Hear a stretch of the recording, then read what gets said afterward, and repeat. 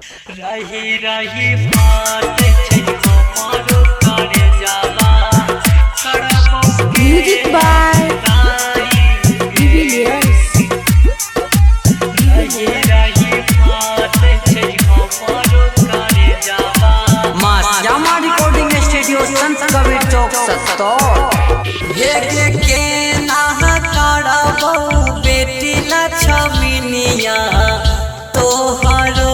विदाई गे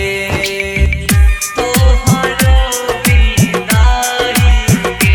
गे काड़ा लोने जाई तई गई बेटी लक्ष्मीनिया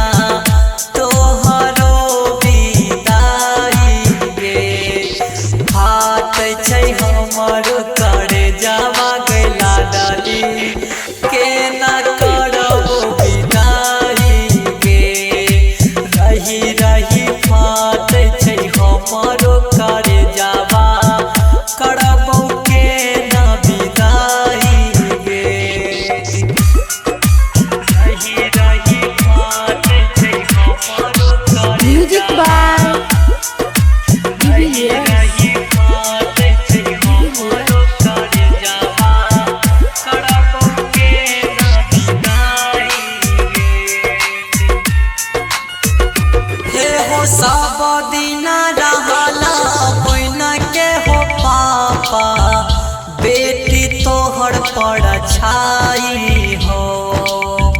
बेटी तोहर पर छाई हो हे हो सब दिन रहला बहिना के हो पापा बेटी तोहर पर छाई हो होइता घर में अनहरिया हो पापा होई छा दुलारी विदाई हो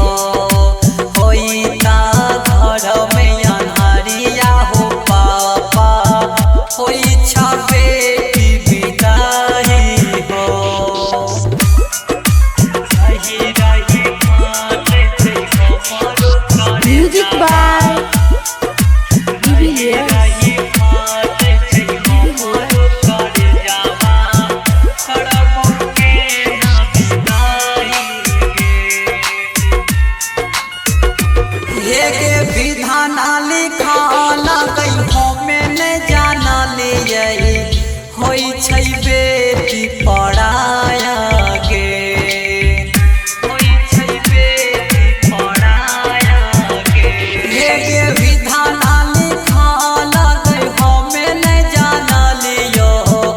होई छै बेटी पढ़ाया गे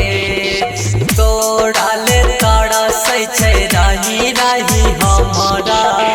बेटिया काया गे तोड़ा ले तरसै छै बेटी लक्ष्मीनिया हमारा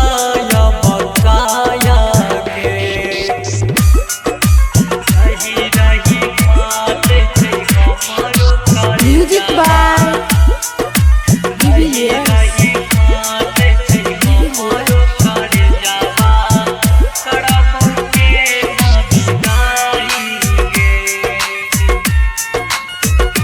हे हो फाटा तई करे जावा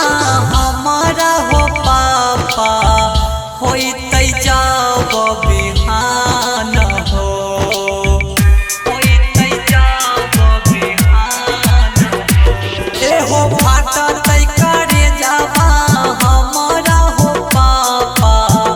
होई तई जाब बिहान हो हमें ने जाना लिया करिए देवा हो पापा हो मोड़ा दाना हो रूप देवा रामन साड़ा बना भैया कल को बेटी दान गे मां श्यामा रिकॉर्डिंग स्टूडियो संत कबीर चौक 70।